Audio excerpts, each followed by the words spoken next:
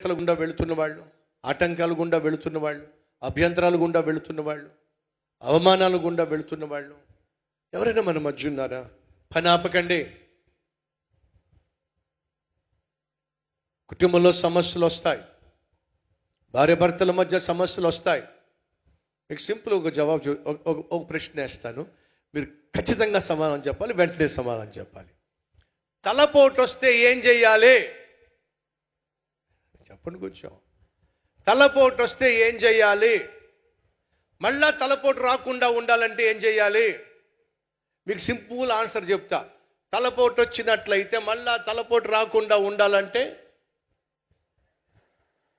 ఏం చేయాలి? తల నరికేశారు అనుకోండి, తలపోటు రాదు, వచ్చే ఛాన్స్ ఉండదు. ఇది కరెక్ట్ అయిన సమాధానం అంటారా? కాదు. తలపోటు వచ్చినంత మాత్రాన తలకాయ నరికేరు. ఏం చేస్తారు? ఇక్కడ కాస్త రాసుకుంటారు, తలపోటు తగ్గించే క్రీమ్ ఏదో రాసుకుంటారు.